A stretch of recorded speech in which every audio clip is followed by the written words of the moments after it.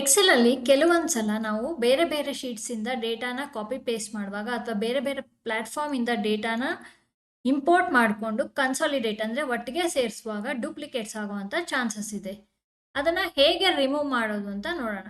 ಅದಕ್ಕೂ ಮುಂಚೆ ನಾನು ಇಲ್ಲಿ ಒಂದು ಡೇಟಾ ಸೆಟ್ ರೆಡಿ ಮಾಡ್ಕೊಂಡಿದ್ದೀನಿ. 5 ಜನ ಎಂಪ್ಲಾಯೀಸ್ದಷ್ಟೇ 5 ಜನ ಎಂಪ್ಲಾಯೀಸ್ದು ಜಾನ್ವರಿ, ಫೆಬ್ರವರಿ ಮತ್ತು ಮಾರ್ಚ್ ತಿಂಗಳದು ಸ್ಯಾಲ್ರಿ ಏನಿದೆ ಅದನ್ನು ಎಂಟ್ರ್ ಮಾಡ್ಕೊಂಡಿದ್ದೀನಿ. ಇಲ್ಲಿ ಡೂಪ್ಲಿಕೇಟ್ಸ್ ಕೂಡ ಆಗಿದೆ. ನಾನು ಅದನ್ನು ಮ್ಯಾನ್ಯುಯಲ್ ಆಗಿ ಹೈಲೈಟ್ ಮಾಡ್ಕೊಂಡಿದ್ದೀನಿ. ಆದರೆ ಲಾಸ್ಟ್ ಡೇಟಾ ಸೆಟ್ಟಲ್ಲಿ ವರ್ಕ್ ಮಾಡುವಾಗ ಮ್ಯಾನ್ಯುಯಲ್ ಆಗಿ ಹೈಲೈಟ್ ಮಾಡೋದಕ್ಕೆ ಆಗೋದಿಲ್ಲ. ನಾನು ಇಲ್ಲಿ ಡೆಮೋಗೋಸ್ಕರ ಹೈಲೈಟ್ ಮಾಡ್ಕೊಂಡಿದ್ದೀನಿ. ಇಲ್ಲಿ ಜಾನ್ವರಿ ತಿಂಗಳಲ್ಲಿ 1002 ಶುಭಂ ಶರ್ಮಾ ಅನ್ನೋ ಎಂಪ್ಲಾಯಿದು ಡೇಟಾ ಏನಾಗಿದೆ, ಡೂಪ್ಲಿಕೇಟ್ ಆಗಿದೆ. Same employee I D, same name, same department, ತಿಂಗಳು ಕೂಡ ಸೇಮ್ ಇದೆ, ಸ್ಯಾಲ್ರಿ ಕೂಡ ಸೇಮ್ ಇದೆ.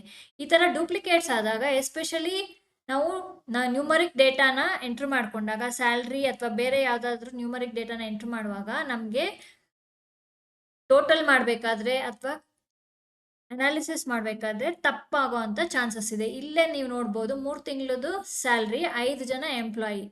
ಸೊ ಅದೇನಾಗಿದೆ ಅಂತಂದರೆ ಡೂಪ್ಲಿಕೇಟ್ಸ್ ಆಗಿರೋದ್ರಿಂದ ಟೋಟಲ್ ಮಾಡಿದಾಗ ನಮಗೆ ಅಮೌಂಟ್ ಏನು ಬರ್ತಾ ಇದೆ ಇಲ್ಲಿ 5,64,000. ಆದರೆ ಇಲ್ಲಿ ಡೂಪ್ಲಿಕೇಟ್ಸ್ ಆಗಿರೋದ್ರಿಂದ 4 ಜನದ್ದು ಸ್ಯಾಲ್ರಿ ಕೂಡ ಎಕ್ಸ್ಟ್ರಾ ಆ್ಯಡ್ ಆಗಿದೆ. ಸೊ ಇದು ಮಿಸ್ಟೇಕ್ ಆಗುವಂಥ ಚಾನ್ಸಸ್ 100% ಇರುತ್ತೆ. ಸೊ ಈ ಥರ ಡೂಪ್ಲಿಕೇಟ್ ಡೇಟಾನ ಹೇಗೆ ರಿಮೂವ್ ಮಾಡೋದು ಅಂತ ನೋಡೋಣ.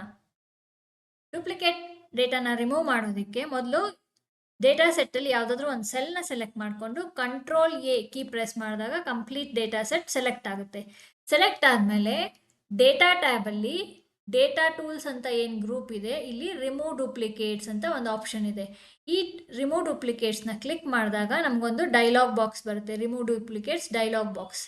ಇಲ್ಲಿ ಏನಾಗುತ್ತೆ ಅಂದರೆ ನೀವು ಅಬ್ಸರ್ವ್ ಮಾಡ್ಬೋದು, ನಾನು ಹೆಡ್ಡಿಂಗು ಕೂಡ ಸೆಲೆಕ್ಟ್ ಮಾಡ್ಕೊಂಡಿರೋದ್ರಿಂದ ಇಲ್ಲಿ ಮೈ ಡೇಟಾ ಹ್ಯಾಸ್ ಹೆಡರ್ಸ್ ಕ್ಲಿಕ್ ಆಗಿದೆ. ಸಪೋಸ್ ಇಲ್ಲಿ ಕ್ಲಿಕ್ ಆಗಿಲ್ಲ ಅಂತ ಅಂದರೆ ಡೂಪ್ಲಿಕೇಟ್ಸ್ ರಿಮೂವ್ ಮಾಡೋದಕ್ಕೆ ಇದನ್ನು ಕನ್ಸಿಡರ್ ಮಾಡುತ್ತೆ ಡೇಟಾ ಅಂತ. ಸೊ ನಾವು ಇದನ್ನು ಕ್ಲಿಕ್ ಮಾಡಿರಬೇಕು. ಅದೇ ಥರ ಎಲ್ಲ ಕಾಲಮ್ಸ್ ಕೂಡ ಸೆಲೆಕ್ಟ್ ಆಗಿರಬೇಕು. ಬೈ ಮಿಸ್ಟೇಕ್ ನಾನು ಇವಾಗ ಇದನ್ನೆಲ್ಲ ಅನ್ಸೆಲೆಕ್ಟ್ ಮಾಡಿ ಸಪೋಸ್ ಡಿಪಾರ್ಟ್ಮೆಂಟ್ ಅಂತ ತಗೊಂಡೆ ಅಂತ ಅಂದರೆ ಬರೀ ಒಂದೇ ಒಂದು ಅಥವಾ ಎರಡು ಕಾಲಮ್ನ ಸೆಲೆಕ್ಟ್ ಮಾಡಿಕೊಂಡೆ ಅಂತಂದರೆ ಓಕೆ ಕ್ಲಿಕ್ ಮಾಡಿದಾಗ ನೀವು ನೋಡ್ಬೋದು ಇರೋ ಡೇಟಾ ಎಲ್ಲ ಆಲ್ಮೋಸ್ಟ್ ಹೊರಟೋಗಿ ಬರೀ ನನಗೆ ಸ್ಟಾರ್ಟಿಂಗಲ್ಲಿ ಡಿಪಾರ್ಟ್ಮೆಂಟ್ ಏನಿದೆ 4 ಅದು ಮಾತ್ರ ಬಂದಿದೆ, ಉಳಿದಿರೋ ಡೇಟಾ ಎಲ್ಲ ಡಿಲೀಟ್ ಆಗೋಯ್ತು. ಸೊ ಇದನ್ನು ಅವಾಯ್ಡ್ ಮಾಡೋದಕ್ಕೆ ನಾವು ರಿಮೂವ್ ಡೂಪ್ಲಿಕೇಟ್ಸಲ್ಲಿ ಒಂದು ಗಮನ ಇಟ್ಕೊಂಡಿರಬೇಕು, ಎಲ್ಲ ಸೆಲೆಕ್ಟ್ ಆಗಿರಬೇಕು ಕಾಲಮ್ಸು. ಮತ್ತು ಹೆಡ್ಡರ್ ಏನಾದರೂ ಸೆಲೆಕ್ಟ್ ಮಾಡ್ಕೊಂಡಿದ್ರೆ ನಾವು ಮೈ ಡೇಟಾ ಹ್ಯಾಸ್ ಹೆಡರ್ಸ್ ಇದನ್ನು ಟಿಕ್ ಮಾಡಿರಬೇಕು. ಇವಾಗ ನಾನು ಓಕೆ ಅಂತ ಕ್ಲಿಕ್ ಮಾಡಿದಾಗ ಡೂಪ್ಲಿಕೇಟ್ ಡೇಟಾ ಏನು 4 ರೋ ಇತ್ತು ಅದು ಕಂಪ್ಲೀಟಾಗಿ ಡಿಲೀಟ್ ಆಗಿದೆ.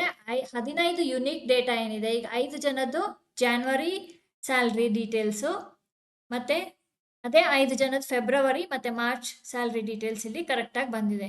ಟೋಟಲ್ ಕೂಡ ನೀವು ವ್ಯತ್ಯಾಸ ನೋಡ್ಬೋದು. ಸೊ ನಾವು ಡೂಪ್ಲಿಕೇಟ್ ಹಾಕೊಂಡಾಗ ಎಸ್ಪೆಷಲಿ ಅಮೌಂಟ್ ಇರೋವಂಥ ಡೇಟಾ ಇದ್ದರೆ ತುಂಬ ಡೇಂಜರಸ್. ಸೊ ನಾವು ಯಾವುದೇ ಡೇಟಾನ ಅನಾಲಿಸಿಸ್ ಮಾಡಬೇಕಾದ್ರೆ ಅಥವಾ ಲಾಸ್ಟ್ ಡೇಟಾ ಸೆಟ್ನ ಹ್ಯಾಂಡಲ್ ಮಾಡಬೇಕಾದ್ರೆ ಡೂಪ್ಲಿಕೇಟ್ ಇದೆಯಾ ಅಂತ ಚೆಕ್ ಮಾಡ್ಕೊಳ್ಳೋದು ಒಂದು ಒಳ್ಳೆಯ ಅಭ್ಯಾಸ.